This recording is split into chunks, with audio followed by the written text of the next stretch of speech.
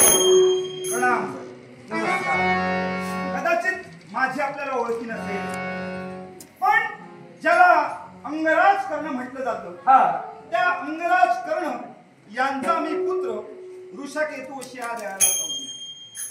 थोर बापाचा थोर पुत्र म्हणायला हरकत नाही. आज तुमच्या पित्यांचे पराक्रम डोळ्यासमोर येऊ लागले. 18 दिवसाच्या महाभारती युद्धात ज्यांनी पराक्रम गाजविले ते तुमच्या पितृदेवतेला बब्रुवाहन नमस्कार करतोय. हे बब्रुवाहन, अरे प्रत्येक माणसाचं कर्तृत्व हे असं विशाल असावं आणि त्या अखिल आपल्या विश्वात पंखानं विश्व सामावून जावं अशी प्रत्येकाचं कर्तृत्वाची विजयंती धार असावी. आणि असेच अंगराज कर्ण ज्यांनी धर्मतत्व अबाधित ठेवलं आणि त्यांचा पुत्र ऋषकेतू आपल्या डोळ्यासमोर उभा राहिलाय.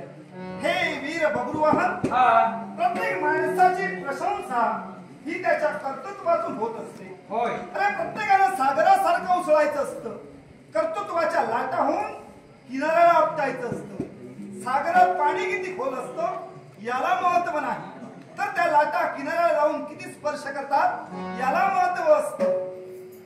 हे ऋषकेतू, आज तू एक वीर म्हणून माझ्या समोर उभा राहिला. तो कशासाठी? एकाच कारणासाठी. अशी कोणती गोष्ट? जो वारू, त्या वारूच्या रक्षणाची जबाबदारी आम्ही आमच्या स्कंदी घेतली आणि जो पांडवांना शब्द दिला आणि बालवीर म्हणून अश्वाच्या संरक्षणासाठी आम्ही वावरतो आहोत. असं असताना आपण त्याला अडविला म्हणून माझी आर्जवाची आपल्याला विनवणी आहे. अशी कोणती? त्या अश्वाची आपण मुक्तता करावी. पण म्हणी माझा संभ्रम निर्माण झाला. असा संभ्रमच नव्हे तर विविध प्रश्नाची प्रश्नावली डोळ्यासमोर उभी राहिली. अनेक यक्ष प्रश्न अगदी डोळ्यासमोर उभे आहेत आणि ते कोणते असते? कोणते? छावणी दरबाराच्या ठिकाणी आपण आला होता. होय. आणि माझे काका म्हणजे धनुर्धारी पार्थ आपण कारभार खंडणी सहित त्यांना शरण आला होता आणि शरण आला तक्षणी त्याने आपल्यावर लत्ता प्रहार केला. पण तो लत्ता प्रहार का केला या गोष्टीचाच मी विचार करतो आहे. या गोष्टीचा जर का तुम्ही लत्ता प्रहार का केला असा विचार करत असाल तर ज्यावेळी मी पार्थ राजांना माझी पितृदेवता म्हणून संबोधलं त्यावेळी त्यांना कदाचित राग आला असेल म्हणून त्यांनी माझ्या मस्तकी लत्ता प्रहार केला. नव्हे तर त्या छावणी दरबारात माझ्या मातेला दूषण दिली गेली. हे बब्रुवाहन, पुत्र हा स्वाभिमानी असावा आणि प्रत्येक पुत्राला आपल्या आई बाबाबद्दल अगदी प्रेम आतुरता ही असते. ज्याच्या अंगी निश्चित प्रेम आहे, भक्तिभाव आहे. कारण भक्तिभावानं परमेश्वराच्या चरणी सुद्धा आपण नम्रपणे अगदी हात जोडतो. अरे परमेश्वराच्या हृदयात स्थान निर्माण करण्यासाठी परमेश्वराला अंतकरणापासून साथ घालावी लागते. आई बाप हे मुलाचे गुरु असतात, देव सुद्धा असतात. परमेश्वराच्या गळ्यात अगदी फुलांची माळ अर्पण केली म्हणजे त्या परमेश्वराला देव पण येत नाही. पण देव पण कुणामुळे येतो तर ज्या फुलांनी आपल्या काळजात सुई टोचून घेतलेली असते त्यांना सुद्धा तेवढंच परमेश्वरानं विश्वात प्राधान्य दिलेलं आहे. ते अनन्य साधारण महत्व आहे. आपण सुद्धा तसेच आहात. मी कुणाला दोषी ठरविणार नाही, कारण माझा जन्माचा जो स्वभाव आहे तो फार वेगळा आहे आणि माझ्या गुरुची शिकवण आहे याचा बाप कोण, त्यानं काय केलं, यानं काय केलं हे मला विचारणं इष्ट वाटत नाही. विश्वाच्या प्रांगणात प्रत्येक माणसानं आपल्या कर्तृत्वानं हे अखिल विश्व जिंकून घ्यावं असं प्रत्येकानं कर्तृत्व करावं. आणि बब्रुवाहन हे शब्द जेव्हा ऐकले तक्षणी प्रत्येक क्षण आठवणीत राहिलेला आहे आणि तो क्षण जगण्यासाठी हृदयात ते क्षण निर्माण करावे लागतात. आपल्याजवळ मी पाहिलं, आपण कुठं कमी आहात असं मी म्हणत नाही, पण जे अस्तित्व आपलं निर्माण करण्याचा प्रयत्न आपल्याकडे बी घडलाय आणि ते अस्तित्व निर्माण करत असताना आपण जी पावलं टाका प्रत्येकाच्या अभ्यासाला जोखांना सारखं असतं आणि तो अभ्यास विशेष असेल तर त्याचं जीवन हे प्रवाहाच्या दिशेनेच वाहत असतं. आपण सुद्धा तसेच आहात. म्हणून माझी तुम्हाला आर्जवाची विनंती आहे, पण तत्पूर्वी माझ्या एका प्रश्नाचं उत्तर मला द्या. हा आता काहीतरी मला विचारलं नाही तर मला वाटलं तूच सांगितलं. काय माहितीये, हा जो गुरु मी गेलेला आहे हा. तो अनुभवाचा आहे. असा कोणता? ज्ञान घ्यावं लागतं हा. आणि ते ज्ञान समोरच्याला सुद्धा द्यावं लागतं. कारण माझा स्वभाव गुण असा आहे, प्रश्न मीच विचारावा आणि उत्तर मीच द्यावं. हे माझ्या गुरुने मला शिकविलं नाही. आपण कर्तृत्वाने मोठे आहात, आपण विशाल आहात आणि आपल्या कर्तव्याची झेप ही उत्तुंग सदैव असावी हे परमेश्वराच्या चरणी आम्ही नक्की मागू. पण आपले आजोबा चित्रवाहन हे सुद्धा पांडवांच्या बाजूने लढले, होय की नाही? पांडवांच्या बाजूने लढले. जेव्हा अश्वत्थामा आणि त्यांचं युद्ध झालं त्या युद्धात ते धारातीर्थी पडले आणि धारातीर्थी पडल्यानंतर आपण सुद्धा या मणिपूरचे युवराज राजे आहात. मग आपलं अस्तित्व आपल्या बापानं का नाकारलं हा प्रश्न माझ्या अंतर्यामी आहे. कारण कदाचित त्यांना माहिती नसेल की मी त्यांचा पुत्र आहे आणि म्हणे माझे आजोबा महाभारती युद्धात सहभागी झाले होते. अगदी त्याचप्रमाणे तुझी पितृदेवता सुद्धा त्या महाभारती युद्धात होती. ती कोणाच्या बाजूनं? तर पांडवांच्या बाजूने नव्हे, कौरवांच्या बाजूने होती. मग तू पांडवांच्या बाजूने का? अरे पांडवांच्या बाजूने आहे याला कारण आहे. असं काय ते? सद्भाव हा सर्वश्रेष्ठ असतो. कदाचित प्रत्येकाला वाटत असेल की तू काहीतरी बोलतोयस म्हणून क्षणार्धात त्यांच्या कर्तृत्वाच्या टाळ्या वाजतील, पण मी तसा नव्हे. कारण मन मुरादपणे जगणं हे मला कधीही आवडत नाही. विश्वास काही सांगू नको. ऐकून घे. फक्त तू या मी तुला काय शिबिरात काय ते सांग. मी तूच बोलतोय, मी गप्प आहे, मी ऐकतोय ना. मग मी माझ्या विचारलेल्या प्रश्नाचं उत्तर शब्दाने दे. मला बोलायला वाजू नको. मग ऐक, अंगराज कर्ण हे कौरवांच्या बाजूने का राहिले? सुसंगती सदा घडो, सुजन वाक्य कानी घडो. अरे मित्र भवायचा जयाचा तिन्ही ओकी डंका. प्रत्येक मित्रानं आपलं कर्तृत्व सुद्धा सर्वश्रेष्ठ ठरवायला हवंय. जगी आशेचा पिता, माता साधवी ममतेची, स्त्री संगतीची, भगिनी धनाची. तत्वत जगात सर्वश्रेष्ठ प्रेम म्हणजे मित्र प्रेम. त्या मित्र प्रेमासाठी माझी पितृदेवता कौरवांच्या पक्षात गेली. मग यात चुकीचं आहे का?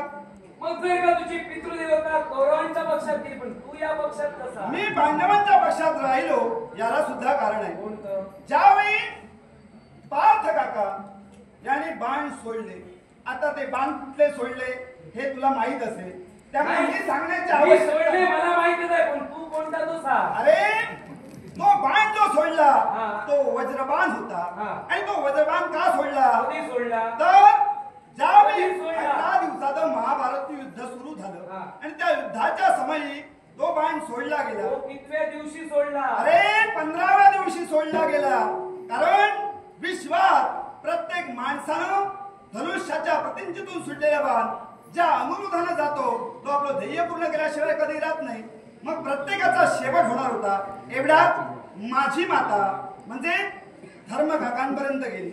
धर्मकाकांपर्यंत गेल्यानंतर तिनं आपल्या बाळाचं जीवनदान मागितलं आणि धर्मतत्व अबाधित ठेवणारे ते पांडव त्यांनी शेवटी द्रौपदीनं आणि कुंती मातेनं मला सावरलं आणि मी पांडवांचाच आहे म्हणून माझा स्वीकार करून त्यानं अगदी एखादा वृक्ष गगनाला भिडतो आणि आपल्या कर्तृत्वानं हे अखिल विश्व जिंकून ठेवतो. त्याच मतप्रभावानं मी जगतोय. 15व्या दिवशी सोडला. तुला शंका वाटते?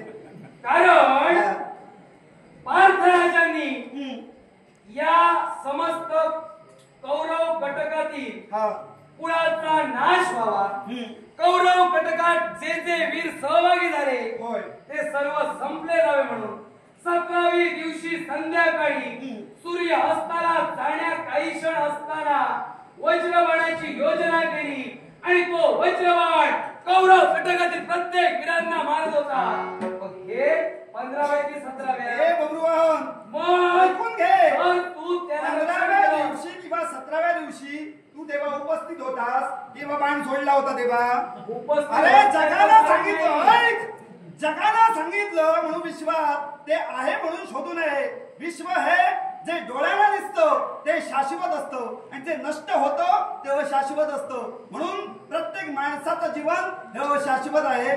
तू सुद्धा अशाश्वतच आहे. तुझं अजून शाश्वत काही निर्माण झालेलं नाही. ते प्रथम निर्माण कर आणि त्याच्यानंतर बोल. हा जो बाण सोडला तो तू पाहिला होता? अरे मी म्हणूनच म्हणालो. नाही मी पाहिलं, मी बोलू अरे, तू पाहिलं होता.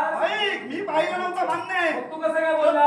प्रत्येक माणसाचं ज्ञान हे सर्वश्रेष्ठ असतं. अरे कुणीतरी तुला सांगितलं म्हणूनच तू बोललास ना. कुणीतरी सांगण्यापेक्षा आपण सुद्धा गुरुचा समन्वय साधतो आणि तो गुरु गेल्यानंतर जीवनाचं ही ध्येय असतं. अशी तुझी कोण रे गुरुदेवता? अरे माझा गुरु कोण याच्यापेक्षा विश्वात तुझं कर्तव्य काय ते शोध हे गरजेचं आहे. माझं कर्तव्य काय, मला काय करायचंय मी शोधलं जाईल.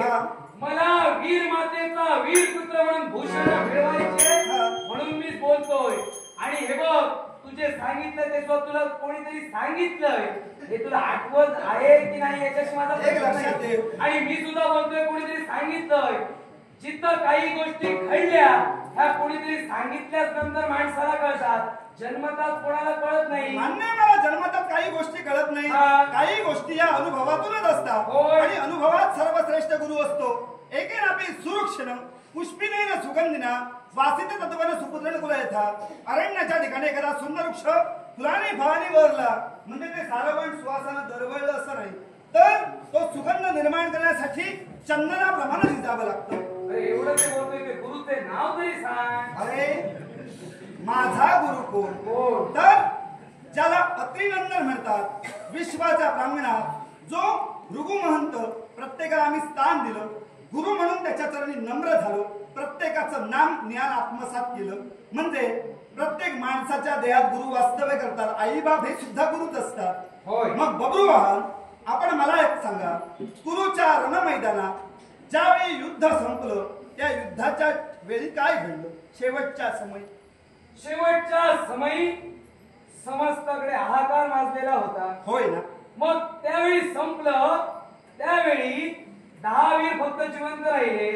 ते कोणते तुला माहितीये? शेवटचं विचारतो म्हणजे तुला माहिती नाही. तू सांग. नाही तू सांग. आता ते शेवटचं तू विचारलंस ना, आता मोठेपणा हाहाकार माजला मी मान्य करतो. कौरवांच्या स्त्रिया वैरवांच्या पंक्तीला बसल्या. त्या 18 दिवसाच्या महाभारती नरसंवाद झाला. शेवटचं विचारलंय म्हणून विचारतोय. फक्त 10 वीर शेवटी जिवंत राहिले ते कोण? सांग ना तू. कारण तू सर्वश्रेष्ठ आहेस असं तुला वाटतं ना. मी सर्वश्रेष्ठ नाही. माझा पण शेवटचा मुद्दा उपस्थित केला म्हणून विचारतो. ज्यावरती मुद्दा उपस्थित केला मागचा अभ्यास तुला असायला, मागची माहिती असायला. 10 वीर कोण राहिले कोण घे. मी तुला सांगतोय 10 वीर जिवंत राहिले. नचकरी उपद विषवरी वेदस्ते श्रे शोभती सात उच्छे पातत्रयाचे स्मरता मुक्ती मिळे दिवसाचे. अरे प्रत्येक माणसानं जगात काय घडलं याच्यापेक्षा आपण काय घडवायला हवं याच्याकडे लक्ष हवं. दुसऱ्याला प्रश्न विचारला म्हणजे तो कोणी मोठा नसतो. जीवनात काहीतरी शिक, अभ्यास कर आणि नंतर सांग. अभ्यास करूनच बोलतोय फक्त कोण जीवन. आणि म्हणून सांगितलं प्रभावती शेवटच्या समयी राहिली कारण ती माझी मातृदेवता. मला तुला जास्त सांगण्याची काही आवश्यकता वाटत नाही. तुझ्या डोळ्यासमोर एक वीर म्हणून मी आलोय. वीर म्हणून जरी आलास, वीर म्हणून तुझा मी सन्मान केला सुद्धा आहे.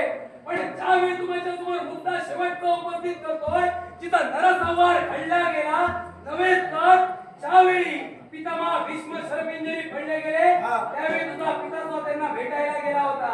आणि भेटायला गेल्याच्या नंतर पितामह भीष्माने सुद्धा सांगितलं होतं आजपासून कौरव पक्ष सोड, पांडव कटकात सामीलला. अरे जो मरताना सुद्धा त्यांचं ऐकला नाही तो स्वतःच्या मैत्रीसाठी किंवा स्वतःच्या मानासाठी कौरवांसमवेत लढला. आणि तू आज कौरवांना सामील होऊन यज्ञ कार्य शिकवितोस. त्यावेळी ते 18 दिवसाचं महाभारती युद्ध घडलं, त्यात कौरव पांडवांचं युद्ध झालं आणि तू त्याच कटकातील आहे.